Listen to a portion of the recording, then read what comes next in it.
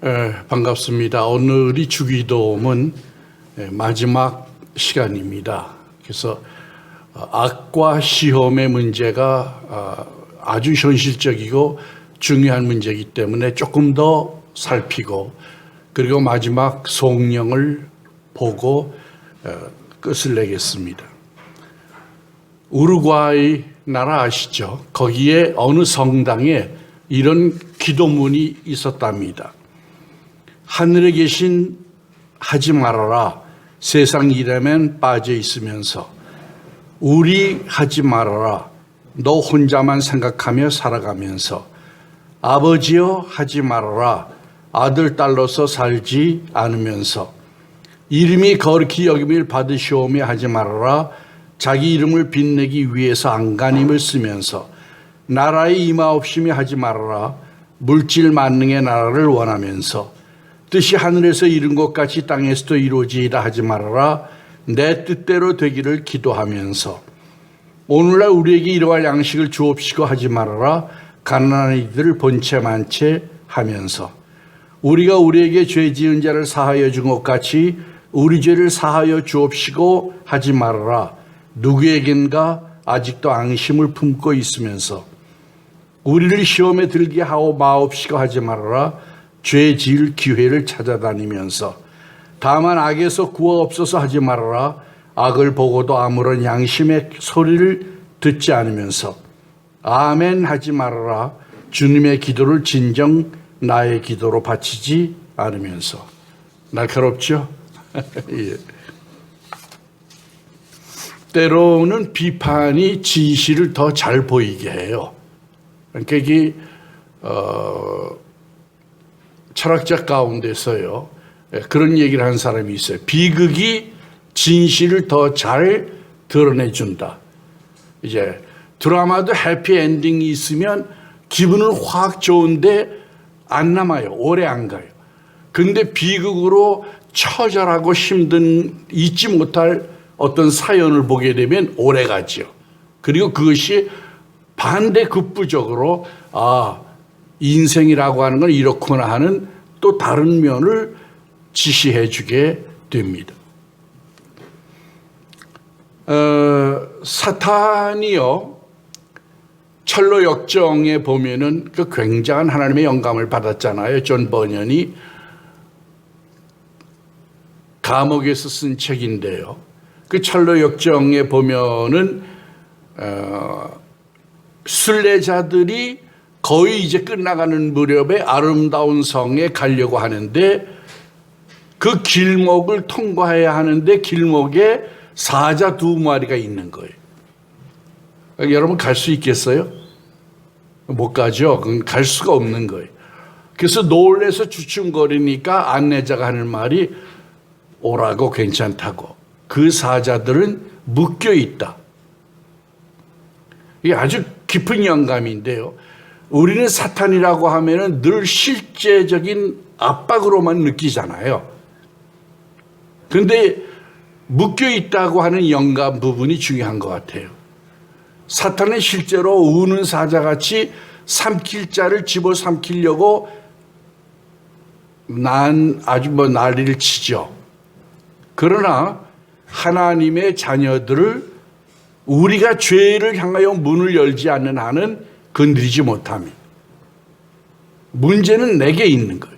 내가 문을 열지만 않으면 하나님의 자녀의 권세가 있기 때문에 보호가 되는 거죠.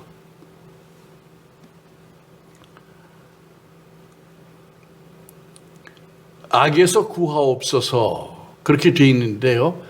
어느 번역에는 악한 자에게서 그렇게 되어 있습니다. 고대의 그 사본에는 그냥 악으로만 돼 있어요. 보통 악한 자는 안 돼 있고. 그런데 그 유명한 설교가 크리소스톰이라는 사람이 악한 자로 해석해서 설교한 이후에 이제 이 본문을 다시 보게 된 거죠.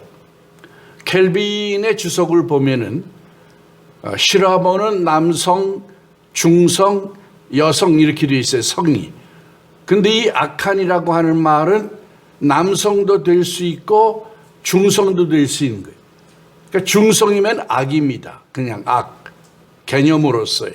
그러나 이게 남성이 되면 인격이 있는 거니까 악한 자가 되는 거예요.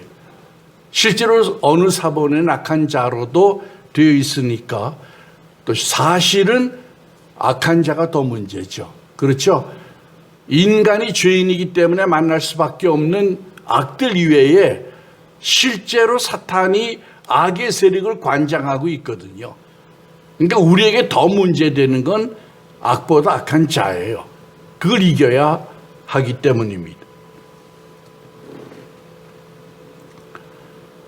요즘 드라마를 좀 보니까요, 악한 자의 무리들, 아주 이건 뭐 사람 죽이고 빼앗고 그래가지고 먹고 사는 거예요. 그런 사람들이 지금도 많이 있잖아요. 그러니까 이 세상이 얼마나 힘듭니까? 그걸 이겨야 하니까 얼마나 힘들겠어요. 그래서 임마누엘 칸트는 도덕이 바로 되기 위해서는 신이 요청된다 그랬어요.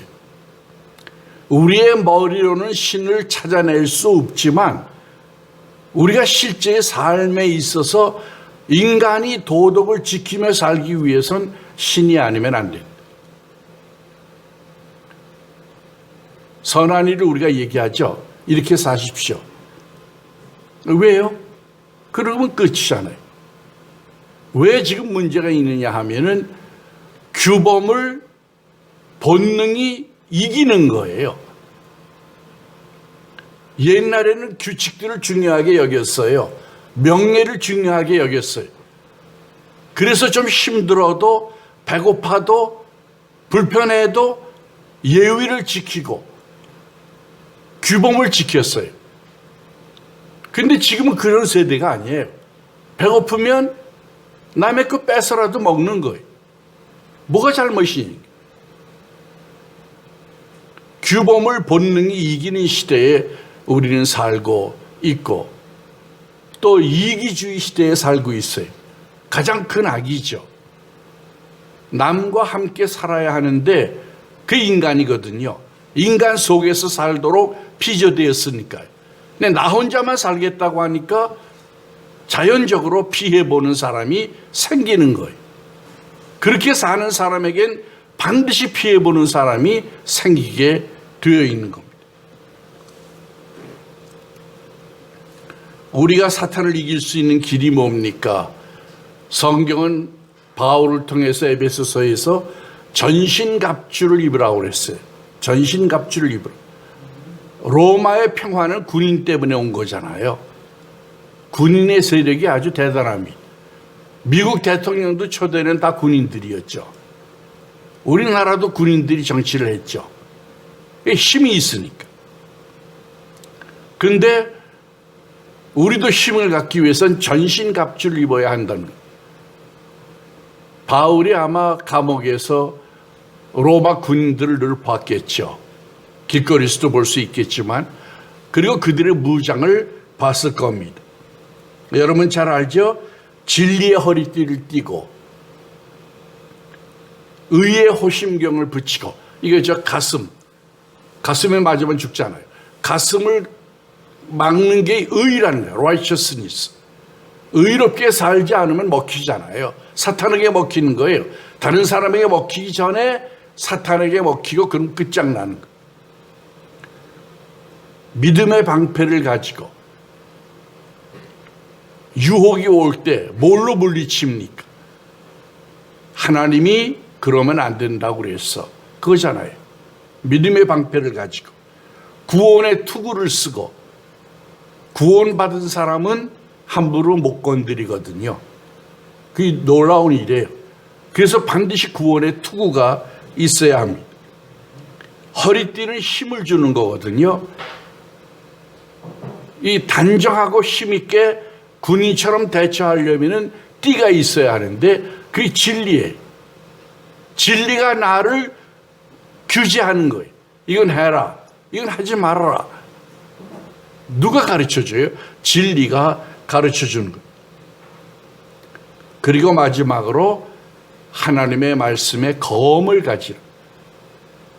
이 모든 덕목이 무장이 수동적인데요, 능동적으로 싸울 수 있는 무기는 말씀의 검 하나예요.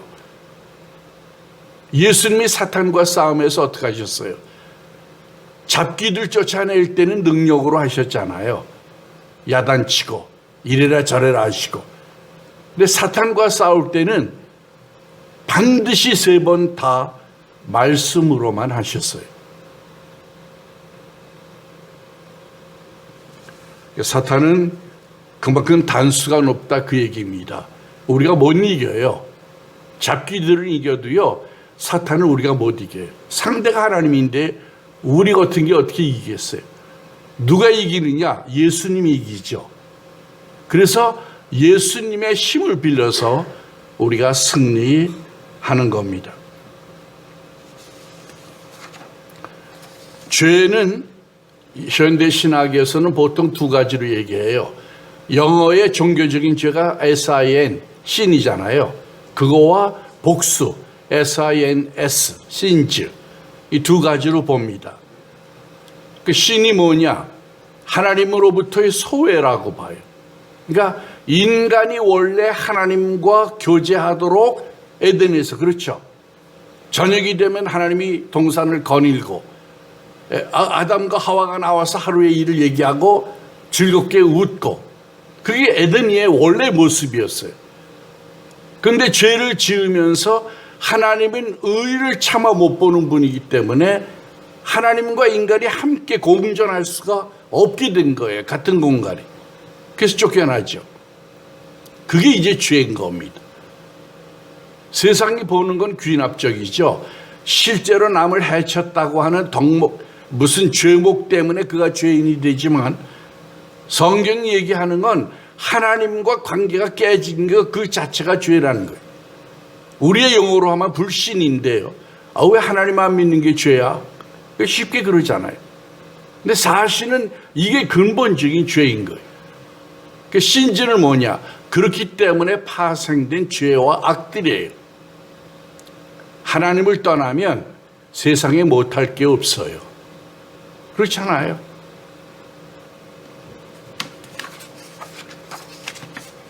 사탄은 대적자, 반대자, 시험하는 자, 그런 뜻입니다. 히브리서 4장 15절에 보면 예수님은 우리와 같이 시험을 당했다고 그랬어요. 그래서 우리를 도우실 수가 있는 겁니다. 사람이요, 아는데 직관적으로 아는 지식이 있고 체험을 통해 아는 지식이 있어요. 히라보에는 달라요, 2 단어가. 근데 주로 쓰이는 단어는 체험을 통해 아는 단어들이에요. 이스라엘도 그랬죠. 하나님을 어떻게 압니까? 하나님의 역사를 보고 알잖아요. 우리가 손녀딸이 있는데요, 어머님이 조금 엄하게 교육을 했어요. 그래서 예를 들어서 어떤 음식도 5개 이상은 안 된다. 그러니까 어머니가 하루에 5개 이상 안 주죠. 줄 턱이 없죠. 근데 이제 제가 조금 더 줬어요, 몰래. 걔들이 저한테 오더니, 할아버지는 나를 참 사랑하시는가 봐요. 왜? 그랬더니 엄마보다 많이 주세요. 네, 그렇게 되는 겁니다. 쾌락의 도시, 허영의 도시, 무감각한 도시, 무진리의 도시, 우리는 여기를 떠나야 합니다. 아예 뒤도 돌아보지 말아야 돼요. 뒤도 돌아보지 말아야 돼요. 이미 하늘나라를 향하여 가는 부름받은 사람들이기 때문에 그때 좋았는데 이렇게 되면 안 되는 거예요. 이스라엘이 그랬잖아요. 홍해를 가를 수 없는 걸 갈라가지고 나왔어요. 얼마나 놀라운 일이에요. 그럼 하나님이 뭐는 책임 안 지겠어요? 근데 그거 물 하나 없다고 또 불평하고, 고기 못 먹는다고 불평하고, 노예로 고기 거지처럼 얻어먹는 거 하고, 매출하기를 하나님이 주시는 거 하고, 그게 같습니까, 여러분? 다르잖아요.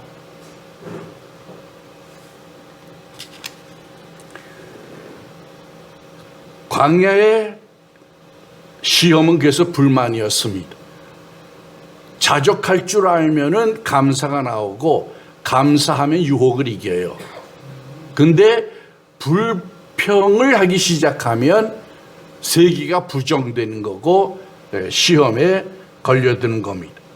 사탄이 제일 무서워하는 것은 예수님입니다.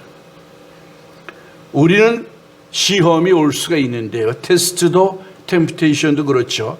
사탄으로부터 오는 거는 마태복음 4장 16절 물리쳐야 합니다. 그건 아예 뒤도 돌아보지 말고 물리치고, 하나님께로부터 오는 건 인내하고 야고보 1장 4절 히브리서 2장 18절 예수님의 도움을 받아 원래 하나님의 의도하신 뜻을 이루어야 합니다.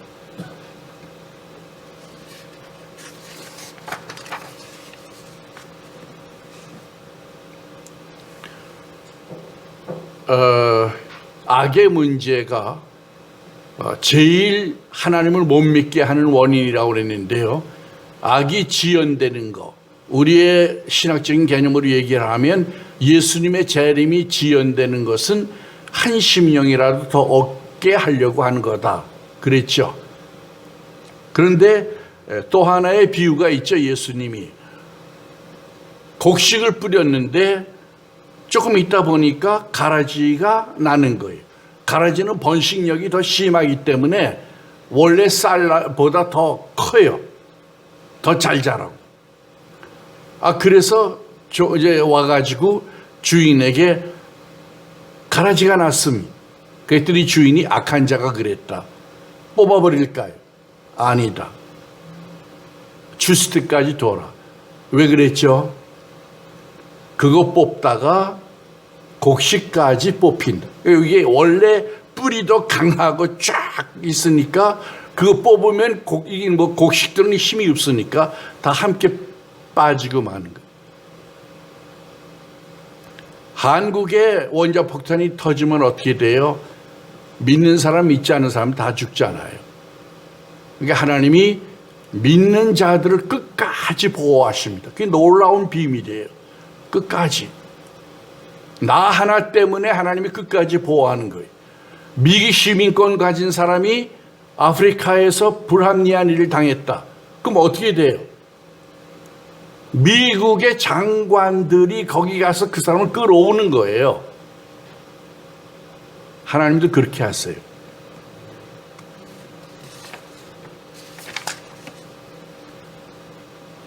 하나님은 악의 해명보다 이길 힘을 주십니다. 악이 무서워하는 대상이 되지 말아야 합니다. 그리고 하나님은 환난에서 우리를 건져내십니다. 때로는 성공도 가장 큰 유혹과 시험이 될 수 있습니다. 우리는 실패를 위한 준비는 철저히 되어 있는데 성공을 위한 준비는 아무것도 안 돼 있어요. 이건 뭐 축복이야. 잘 되는 거예요. 그런데 사실은 성공할 때에 자아를 잃어버리기 쉽고 진리들을 잃어버리기가 더 쉽습니다. 성경은 선으로 악을 이기라고 그랬습니다. 왜 성경이 평화를 얘기했을까요? 정치적인 평화는 없었잖아요. 로마의 평화가 제일 길었는데요. 한 200년. 정치적인 평화는 거의 없어요. 예수님이 주려고 하는 건 정치적인 평화가 아니고 정치적으로 불안정한 나라에 살면서도 평안하게, 사업이 안 되면서도 평안하게, 그걸 주려고 하는 거예요. 그게 하나님이 주시는 복이에요. 분복. 제일 중요한 겁니다. 어떻든 우리는 평화를 가져야 내가 제대로 서서 안정된 삶을 살 수가 있습니다. 현대의 유혹은 허무예요. 허무, 없다. 허무주의에 빠지는 사람들이 뭡니까? 친구도 없고 선한 사람도 없고 가치도 없고 세상은 다 그래. 그거잖아요. 그런가요? 선지자들도 그렇게 생각했잖아요. 이거 하나님을 내가 이렇게 열심히 믿었는데 결과적으로 나는 지금 죽음에 직면하고 있습니다. 하나님이 뭐라고 그러셨어요? 내가 바알에게 무릎 꿇지 않은 자 7천을 남겼다. 기도 중에 예비 기도라는 게 있습니다. 여러분, 일을 닥치면 기도하지 말고요. 미리 기도하세요. 미리. 이러한 상황이 오지 않기를 미리 기도하란 말이에요.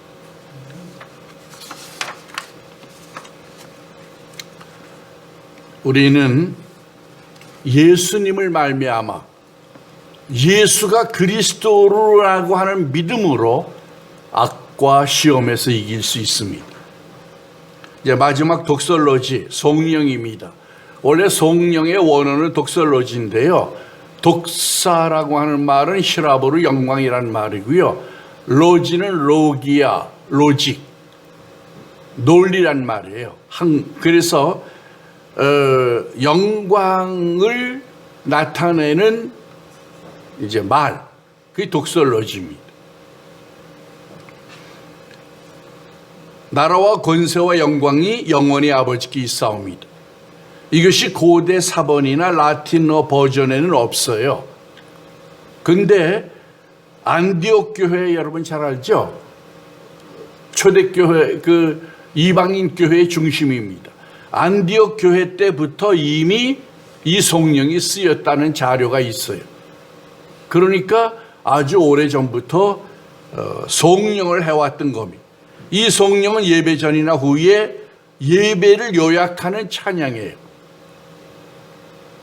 그러니까 우리가 주기도문을 드리고 이걸 빼버리면 안 되는 거예요. 생각을 해보세요. 일용할 양식을 주옵시고, 이거 얼마나 비참해요. 그렇잖아요. 죄를 용서해 주시고 또 매일 죄 짓고 살잖아요. 악에서 구원하옵시고, 세상은 늘 악 속에 내가 있잖아요. 시험에 들지 말게 하옵시고, 유혹은 사방천지에 있잖아요. 전부 실전적으로는 부정적인 것들이잖아요. 마지막에 이 독설로지가 그래서 필요한 거예요. 그런데 나라와 권세와 영광이 진짜는 아버지께 있습니다. 나라는 뭡니까? 나라는 원어가 킹덤이에요. 킹덤, 바실레이아, to through, 하나님의 왕국이에요. 네이션이 아니에요. 지금 인류가 발전한 형태가 민주주의잖아요. 그 민주주의는 다수를 존중하는 건데, 다수가 행복하면 소수가 행복한 것보다 낫죠. 그러나 그게 온전히 이루어지기도 힘들잖아요. 그게 완전한 제도는 아니죠. 인간에게는 완전히 없으니까. 그러나 신이 통치하면, 이게 원래부터 하나님이 원했던 거예요.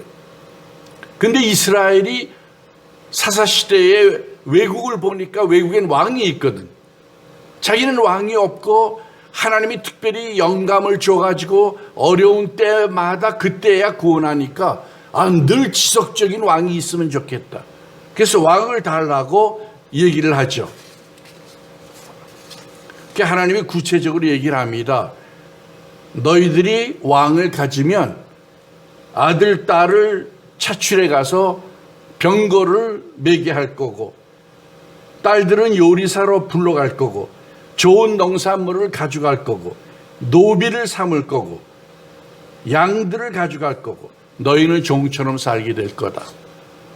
그래도 좋아요. 우리는 왕이 필요해요. 억지로 그래가지고 초대 왕이 생기게 되잖아요. 그래서 인류의 모든 불완전과 실패를 중단하고 하나님이 원래 의도하셨던 하나님의 통치, 하나님의 왕국, 그게 이제 영원히 서게 될 거라는 얘기입니다. 지금 하나님의 나라는 이미 확장되고 있잖아요.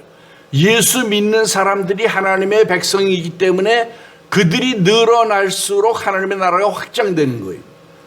하나님은 악을 멸하는 대신에 교인을 늘리는, 하나님의 자녀를 늘리는 방법을 쓰고 계세요. 여러분 악과 전투해 보세요. 한 명도 못 이기고 기진하고 죽고 말 거예요. 그러나 내가 전도해서 10명이고 20명이고 늘리면 그 사람들은 하나님을 따라서 하니까 악과 관계없어요. 그게 하나님의 전략이에요. 왜 미련한 전도를 하나밖에 명령하지 않고 예수님이 가셨느냐?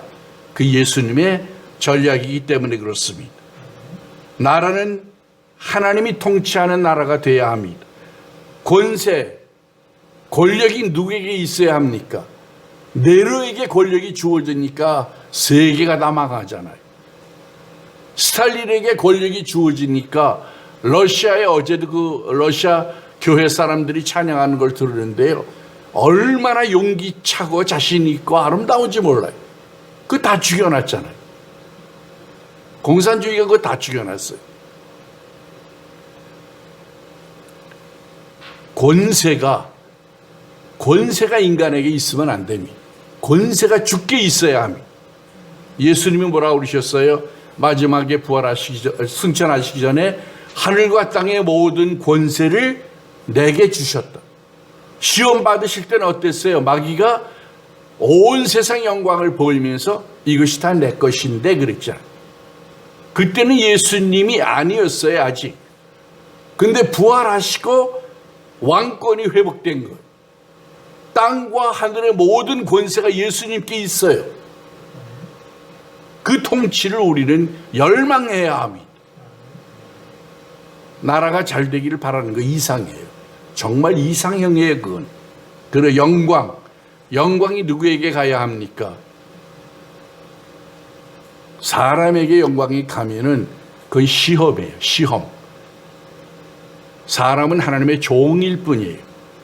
하나님을 대신하는 능력을 행한 모세도 하나님의 사람 혹은 하나님의 종으로 끝나고 말았어요. 영광이 하나님께로 돌아가야 그게 제대로 된 질서임. 어느 시인의 시에 평화를 얘기하면서 하나님은 하늘에 계시고 우리들은 땅에 있고 종달새는 나무에 있고 그게 평화라고 그랬어요. 제자리를 지켜야 평화가 되는 거예요. 우리가 무슨 기도를 드립니까? 나라와 권세와 영광 외우기 쉽잖아요. 나라와 권세와 영광이 주께 있사옵니다. 최소한도 이 세계에 있길 바라지만 그때가 아직 오지 못하고 내가 죽을지라도 하나님을 믿는 내게만은 나라와 권세와 영광이 주께 있기를 원합니다. 그 기도를 드리실 수 있기를 바랍니다. 지금이 사순절이죠. 렌트라고 그러죠. 사순절인데 오늘이 종려주일이에요. 사순절 기간 동안의 클라이막스, 마지막 일주간 고난주간 혹은 홀리 위크라고 그러는데요. 순환주간, 패션 위크 혹은 홀리 위크라고 그러는데 이 주간이 예수님이 실제로 십자가를 지는 주간이기 때문에 귀중합니다. 오늘은 종려나무가지를 흔들고 예수님을 왕으로, 메시아죠, 다른 개념은 왕으로 모셔드린 거고요. 내일 월요일은 무화과나무를 저주하는 사건이 있습니다. 버트랜드 러셀은 그 성경 본문 때문에 예수를 안 믿었어요. 근데 예수님의 뜻은 전혀 다른 데 있었죠. 나무를 저주하려는 게 아니고 믿음이 있으면 그런 일이 가능하다는 거예요. 예수님이 창조주이기 때문에 그 일이 가능했듯이 너희도 믿음이 있으면 나무를 뽑혀 바다에 던지우라고 해도 되리라. 그게 실제예요. 왜 안 일어납니까? 믿음이 없어서 그래요. 예수님이 원하시는 만큼의 믿음이 우리에게 없는 거예요. 보석은 보석인데 잡물이 너무 많이 섞여 있는 능력을 나타내지를 못하는 것. 화요일부터 수요일은 예수님이 이제 여러 가지 디베이트, 변론을 하십니다. 당신의 권위가 어디로부터 왔습니까? 세금을 바치는 게 옳습니까? 안 바치는 게 옳습니까? 사람이 부활하면 다 이 세상의 삶과는 어떻게 연관이 됩니까? 가장 큰 계명은 뭡니까? 이런 디베이트들이 이제 진행이 됩니다. 그리고 목요일 날 저녁에 성찬식 하시고 발 닦여주시고 세족식 하시고 잡히시죠. 그리고 유대 나라는 법이 발달해서요, 원래 밤에 체포하면 안 돼요.